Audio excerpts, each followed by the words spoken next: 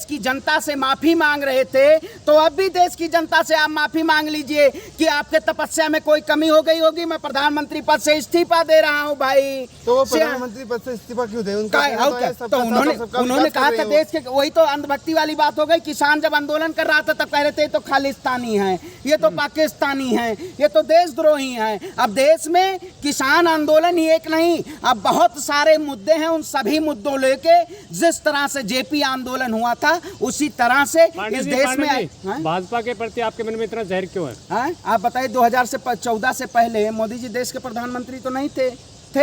योगी जी 2017 के बाद मुख्यमंत्री बने हैं, तो सवाल योगी जी से पूछेंगे कि अपने बाप से जाके पूछने जाएंगे? बताइए। व्यवस्था तो कांग्रेस के टाइम की बनी हुई है ना, व्यवस्था तो सारी सरकार की नीतियां। आप बताइए, सरकार की नीतियां मुद्दों पे नहीं बात होती है। सरकार जब कहीं चुनाव आएगा तब हिंदू मुस्लिम मुद्दा ले आएगी, कोई बिल ले आएगा। आप जाके कश्मीर में देखिए ना, धारा 370 हटा, क्या कश्मीर की आवाम को क्या फायदा मिला? हम अभी कश्मीर से क्या फायदा मिला? क्योंकि ये कश्मीर को सिर्फ मुद्दा बना के इस देश में आप जैसे लोगों को ना धारा 370 हटा के हिंदुस्तान में शामिल हो गया। वहाँ पे संविधान भारत का लागू हो गया, भारत का तिरंगा वहाँ पे मान्य हो गया। इससे पहले तिरंगा की बात वही कहते हैं लोग। कुछ लोग आजादी का अमृत महोत्सव मना रहे हैं। हमें आपको आजादी की कद्र करनी चाहिए, ना कि आजादी के द्वारा हमें सत्ता में आना है। अमृत की वर्षा हो रही है, देखिएगा। आपको भी अमृत थोड़ा ज्यादा लीजिएगा, क्योंकि भारतीय जनता अमृत काल में आप हैं। ठीक है, मेक इन इंडिया में है, स्किल इंडिया में है, आप डेवलपमेंट में हैं। बीजेपी के सबके साथ सबके विकास में हैं। बीजेपी का सबसे विनाश करने का काम किया जनता ने। ठीक है, ये make in India, skill India, development India, ये कौन सा इंडिया बनाना चाहते हैं आप? नए भारत को जहर वाला भारत बनाना चाहते हैं? हिंदू राष्ट्रीय कर रहे हैं ना। अच्छा, हिंदू राष्ट्रीय बना तो रहे हैं। क्या हम हिंदू इससे पहले नहीं थे? इससे पहले हम क्या थे? ये इजराइल और अफगानिस्तान बनाने आए हो आप लोग? हैं?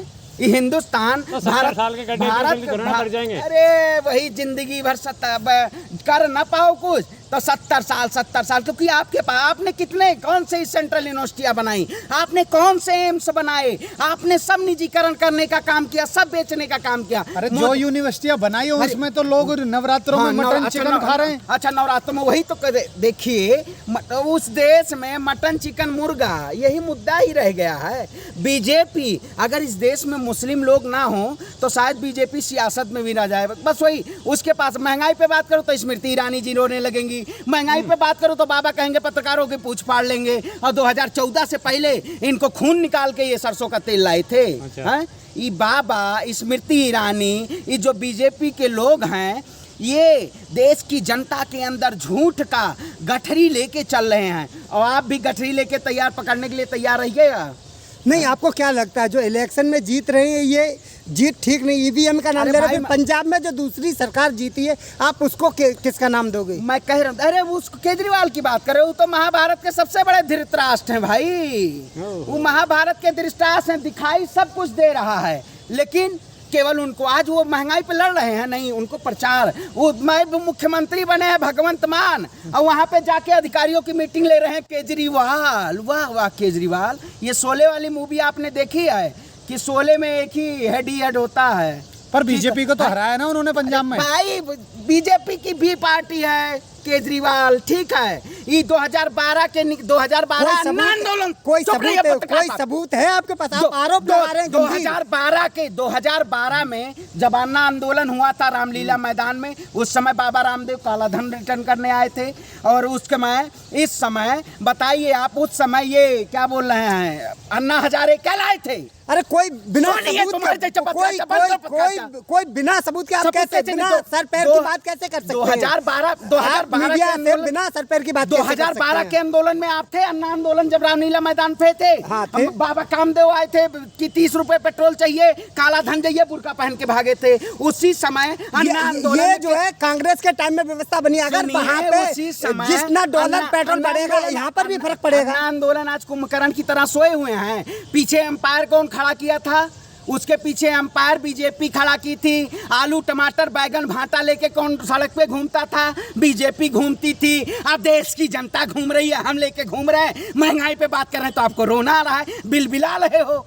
आप जैसे पत्रकार स्वतंत्र पत्रकार हैं तो देश में सड़क पे चलिएगा, नहीं कल जैसे रात में नोएडा न्यूज़ 18 के पत्रकार अमीश देवगन का जो हाल हुआ है ना कि अब बुर्का पहन के घर पहुंचना पड़ता है उनको। मीडिया में तो बैठ के हिजाब बुर्का पहन परवाते हैं, लेकिन जब घर जाते हैं तो रात में बुर्का पहनना पड़ता है, कोई देख ना ले अमीश देवगन जी जा रहे हैं, क्योंकि देश की जनता के अंदर नफरत फैलाया है इन्होंने। ये नफरती लोग हैं, ये मीडिया में बैठ के आप सोचते हो कि जमीन पे नहीं आपको जाना है, घर पैदल घर ये का विरोध कर रहे हैं क्या ब्राह्मण होके भाजपा अच्छा क्यों देश के सच के साथ खड़े हुए हैं तो हम बात ना करें, सवाल पूछे तो आप हम लोग सभी ब्राह्मण हमारे जैसे स्ट्रीम मीडिया के पत्रकार, ये जो लोग देश के स्तंभ को बेचना चाहते हैं, लेकिन आप लोग चलिए माइक लेके जनता के पास पहुंचते हैं, नहीं आपका भी कच्चा बाबा जब जाइएगा, बाबा कहे तो नहीं उत्तर प्रदेश में, लेकिन बाबा से हम आप जैसे ब्राह्मणों ने देश का बेड़ा गर्क कर रखा है। आप जैसे अगर आप सचमुच में हिंदू होते तो फिर आप बीजेपी के साथ होते। सुनिए, इस देश में ब्राह्मण जीते भी खाता है, मरते भी खाता है।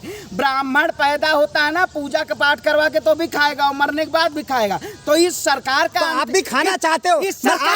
आप मीडिया में फेमस होके आप लालची हो क्या? आप मीडिया में फेमस होके आप सरकार से हिस्सेदारी चाहते हो। अंतिम संस्कार ब्राह्मण करेगा, से हिस्सेदारी चाहते हो। इस सरकार का अंतिम संस्कार बढ़ेगा। हम पार्लियामेंट नहीं जाना चाहते हैं, हम देश के युवा हैं, हम सरकार से सवाल पूछना चाहते हैं। आज भगत सिंह पार्लियामेंट में नहीं गए थे, वो सड़क से ही संसद हिला दिए थे। तो हम सड़कों से खाने की बात आई है तो भाजपा का विरोध करके कांग्रेस से खा रहे हैं ना मलाई। देखिए, हम किसी से मलाई नहीं, हम देश की आवाज हैं और इस देश में लोकतांत्रिक जो लड़ाई लड़ेगा उसके साथ खड़े हुए हैं हम। मिल रहा है कांग्रेस से? लोकतांत्रिक जो लड़ाई लड़ेगा उसकी लड़ाई लड़ रहे हैं हम। अब आप जैसे पत्रकार को माल मिल रहा हो टेबल के नीचे से कि भाजपा के लिए काम करना है, स्ट्रीम मीडिया में हलाल मीठ इन सब मुद्दों को अगर पत्रकार को माल मिलता है तो आपके सामने माइक लगा के आपकी बात नहीं रखते। आपकी माइक देखिए, हम निष्पक्ष हैं इसलिए आपके सामने भी माइक है, लेकिन आप निष्पक्ष नहीं लग रहे हैं। आप नहीं लग रहे हैं। आप मीडिया में फेमस होके आप माल खींचने की बात को सोच रहे हैं। आप सोच रहे हैं कि माल मिल जाए। कांग्रेस की तरफ से लालच है आपको। पक्ष में है, जनता के लिए आप कांग्रेस के लिए काम करना चाहते हैं, के लिए आवाज उठाते हैं। आप कांग्रेस के लिए काम करेंगे। पक्ष में है, जनता के पक्ष में आवाज उठाते हैं। इस देश के युवा हैं, इस देश के ब्लैकमेल करेंगे बीजेपी को, आप ब्लैकमेल करेंगे इस देश के नागरिक हैं। भारतीय जनता पार्टी इस देश में नफरत फैला रही है और बीजेपी को अच्छा काम तो कर रही है बीजेपी। अच्छा, विश्व में डंका बज रहा है, विश्व में डंका बज रहा है। अभी इजराइल और रसिया की लड़ाई में जो प्रधानमंत्री जी की अहम भूमिका है। अमेरिका जैसा राष्ट्र बिना मोदी जी से बात किए हुए कुछ आगे कर नहीं रहा है। तो आपको तो गर्व होना चाहिए अपने देश पे। अच्छा हाँ, गर्व क्यों नहीं होना चाहिए? चीन का इकोनॉमी 10 ट्रिलियन से 14 ट्रिलियन पहुंच गया और मोदी जी हमारे 5 ट्रिलियन पहुंचाना चाह रहे हैं। 5 ट्रिलियन इकोनॉमी की अभी 2.5 ट्रिलियन पे खड़ा हुआ है। जो 2014 में था वही 2022 में भी है। अरे प्रधानमंत्री मोदी जी, आप अब कितने झूठ बोलेंगे? इस देश की जनता से कितना झूठ बोलेंगे? ये झूठ और फरेबियों की सरकार है।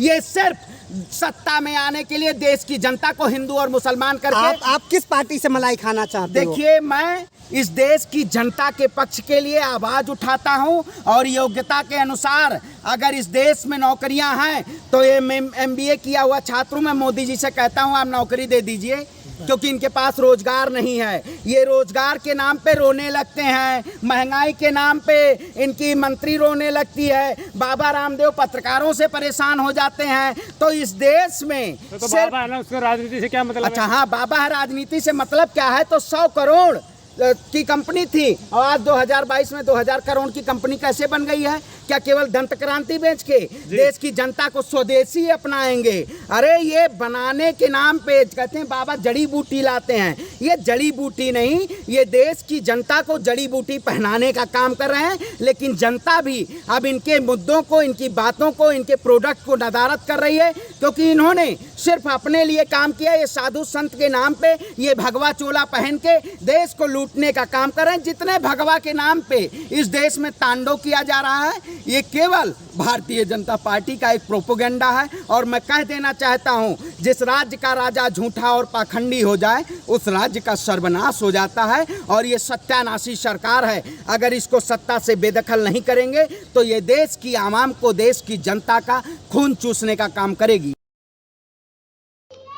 NCR करंट न्यूज़ को सब्सक्राइब करें और नोटिफिकेशन सबसे पहले पाने के लिए दबाएं बेल आइकॉन।